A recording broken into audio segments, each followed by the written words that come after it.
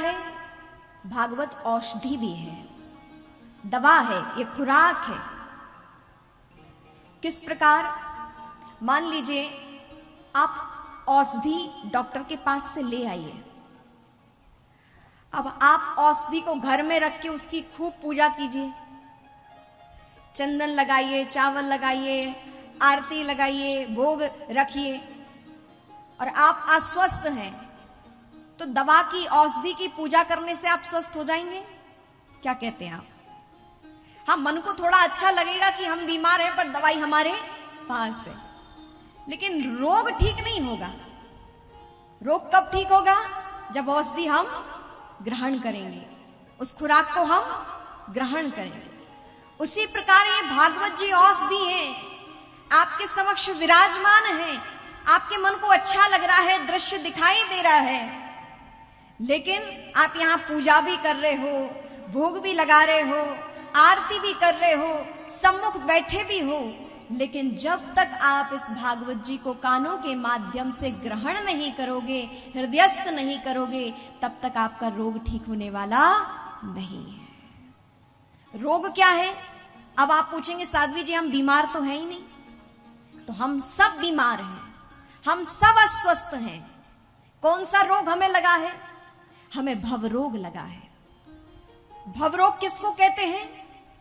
भवरोग कहते हैं आने जाने का जो ये चक्कर है, 84 लाख योनियां जो है, निरंतर हमारा कुछ वर्ष का जन्म मिलता है, फिर हमारी मृत्यु होती है, फिर हम जन्म लेते हैं, फिर किसी और योनि में हम प्राप्त करते हैं, कुकर, सूकर, मधुमक्खी, जाने हम क्या क्या बनकर अब मनुष्य बने हैं। और जिस प्रकार अभी यहाँ हमारे कर्म होंगे उसके अनुरूप हमें फिर अन्य योनियों में जाना पड़ेगा। लेकिन यदि भगवत प्राप्ति हो गई तो फिर कहीं नहीं जाना है, फिर तो सीधे परमात्मा के पास ही रहना होगा। ये भागवत जी औषधि है, और रोग हमें लगा है भव रोग। आने जाने का जो ये क्रम है बहुत पीड़ादायक ये क्रम है, बहुत कष्ट होता है उस जीव को मां के गर्भ में। बहुत भगवान से प्रार्थना करता है कि हे भगवान कृपा करो, हमें इस मलमूत्र की खाई से निकालो। कितने कीड़े मकोड़े उस जीव को काटते हैं, बहुत त्रस्त हो जाता है, कई जन्मों से भोगता हुआ आ रहा है। मां के गर्भ में भगवान से प्रार्थना करता है प्रभु हमें उबारो, जन्म लेकर मैं आपकी भक्ति करूंगा, आपका सानिध्य पाऊंगा, और फिर आपका जप तप साधना करते हुए मैं आपको प्राप्त करूंगा। लेकिन ज्यों ही जीव इस पृथ्वी पर आता है, माया उसको पकड़ लेती है और वो भूल जाता है कि मैंने भगवान से क्या कहा था। इस माया के चक्कर में वह लिपट जाता है। भूमि गिरत बा ढावर पानी, जिमि जीव ही माया लिपटानी। जिस प्रकार आकाश की बूंद परम पवित्र है, लेकिन पृथ्वी पर आकर गिरती है तो वो धूल में मिलकर मलिन हो जाती है, अपावन हो जाती है। उसी प्रकार हम सब जीव परम पवित्र थे, लेकिन माया का प्रभाव जैसे ही इस पृथ्वी पर हमारे आते ही पड़ता है, माया का प्रभाव पड़ा और हम मलिन हो जाते हैं। और ये मलिनता को दूर करने वाली कोई है, इस भवरोग से बचाने वाली कोई है, तो वो है श्रीमद् भागवत कथा। इस पावन कथा को हम श्रवण करते हैं, जब इस भागवत रूपी औषधि को हम ग्रहण करते हैं तो हम स्वस्थ हो जाते हैं, भवरोग से मुक्त हो जाते हैं। ऐसी ये पावन कथा है। जिस प्रकार शरीर को भोजन की आवश्यकता है, जिस प्रकार शरीर को भोजन की आवश्यकता है, उसी प्रकार आत्मा को भी भोजन की आवश्यकता है। आप कुछ दिन शरीर को भोजन ना दो, शरीर दुर्बल हो जाएगा कि नहीं? अब हम रुके हैं हसरेजा परिवार में। अब हिना जी तीनों टाइम भोजन बनाती हैं, लेकिन कहती साध्वी जी आप कुछ पाते ही नहीं हैं। अब इतने प्रकार का भोजन बना ले और फिर कहें पाते नहीं हैं। बड़े प्रेम से सेवा करती हैं। महापुरुषों का जब भी किन्हीं का भी आगमन होता है, बड़े सेवा भाव इस परिवार का, संपूर्ण परिवार भगवतमय है। दीपक भैया, हिना जी और उनके समस्त भाई, उनकी भाभियां, पूरा परिवार भगवतमय है। खूब साधु संतों की सेवा करती हैं।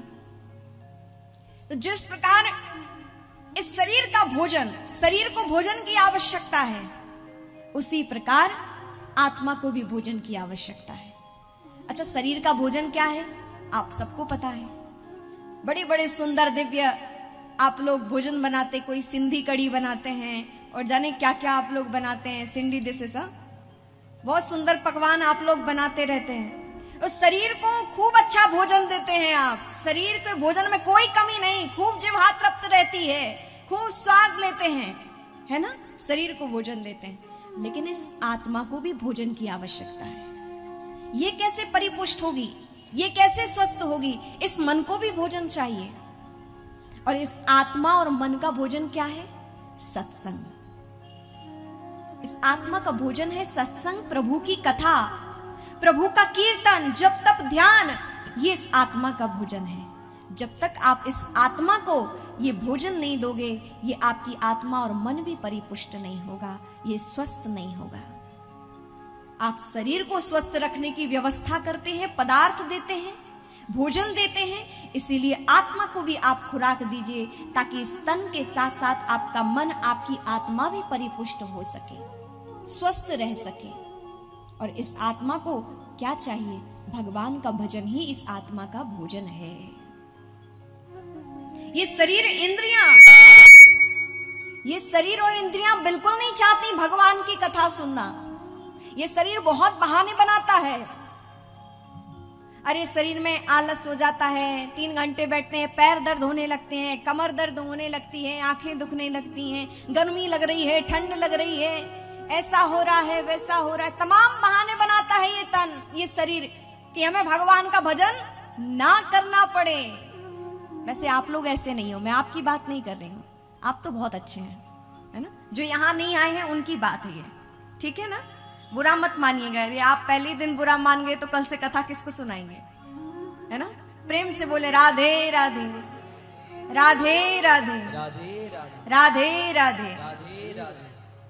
वास्तव में जरा विचार कीजिए, ये शरीर बहाने बनाता है कि नहीं?